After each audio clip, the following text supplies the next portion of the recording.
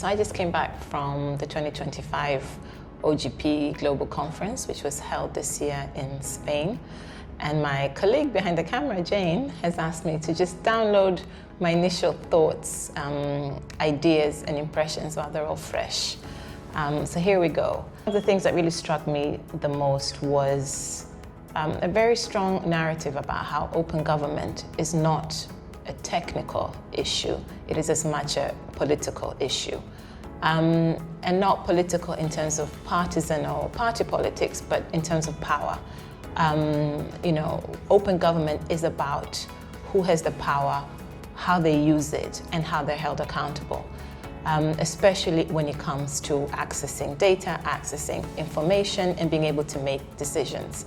I think that's so important, especially in our region right now, where power is contested, where we're having to continuously think and rethink and navigate the relationship between the government and its citizens, the government and civic society, and be able to reclaim that power for ourselves. So it was really refreshing actually being able to have conversations around the political nature of open government and not just around the technical solutions that are available for governments to take on. The other phrase that repeated itself in a lot of the discussions was around democratic decline. This is now seen as a global phenomenon. No region has been immune to it. So many countries are facing genuine questions and challenges about the state of democracy in their countries, including issues around transparency, rule of law, civic space. And I think it's really important that we're having this conversation. I think it's very important that there is now global recognition that this is a critical issue and that progress and development won't happen unless we address democratic space. At the same time, I also recognize that the East Africa region has been facing a democratic decline for a number of years now. It's not a new phenomenon. So on the one hand, I can see the potential for civil society in East Africa being able to build up stronger relationships of solidarity with the rest of the world, because we now have this issue in common. But at the same time, for me, it also reemphasizes the point that we need to go back to our building blocks. We need to go back to our countries, to our communities, and rethink, redefine, and renegotiate what democracy means for us. It looks different in different contexts, but there's some fundamentals that remain the same. And this is that the state serves the people, that we are committed to rule of law, that we embrace issues such as accountability, transparency, and ultimately that we're creating a space where independent institutions can be strengthened, can be developed, and can hold the state accountable. But it's not all doom and gloom, right? So there was a really exciting, energetic session led by young people, representing youth from South America, from Southeast Asia, from Africa, from Europe and the US. And they really challenged the rest of us who are not so young, including on really important issues, such as young people don't just know their challenges and their concerns and the issues that affect them. Young people actually will be the primary drivers of solutions to those challenges.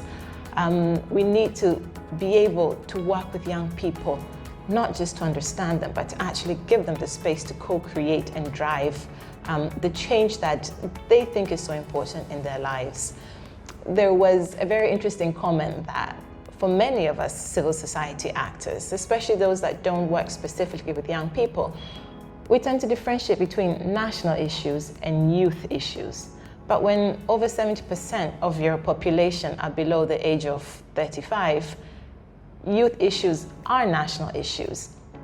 How are we reframing, rethinking what constitutes a national issue, and how are we allowing young people to actually be at the forefront of defining those issues, of claiming the spaces, and of coming up with the solutions? I think this is even more important in a region like ours where we do have a high youth population, and it's growing. And these are young people who are incredibly creative, incredibly energetic. They are increasingly well-educated, skilled. They have these solutions. Are we listening to them? Are we giving them the space and allowing them to claim spaces where they can really lead this transformation?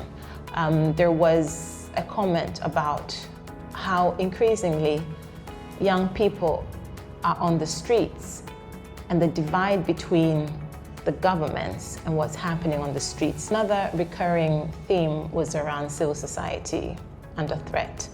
And that covers the whole expanse of what it is to be civil society in different parts of the world. But ultimately, it's about recognizing that civil society should be able to stand as a set of independent institutions, formal and informal, that can hold power accountable. And for us in our region, that power sits primarily with the state. And when civil society is under threat, when it is being harassed, deregistered, and so many blocks put in its way, what are the other mechanisms that allow the state to be held accountable, that allows us as citizens to make the state responsive to our needs, for us to be able to understand what the state is doing, how it's using its resources and its power. And throughout the world, we are seeing civil society being threatened, being undermined, and specifically in our region, this is a live issue.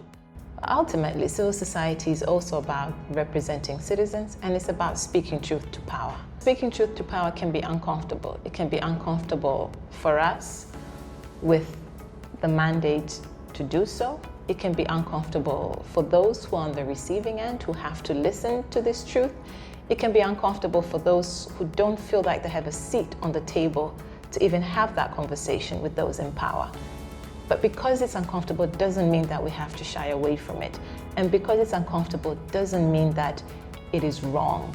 In order for us to continue building our democracies, in order for us to collectively move towards the kind of communities and countries that we want, speaking truth to power has to remain a commitment that we can all sign up to. And I believe that's at the heart of open government.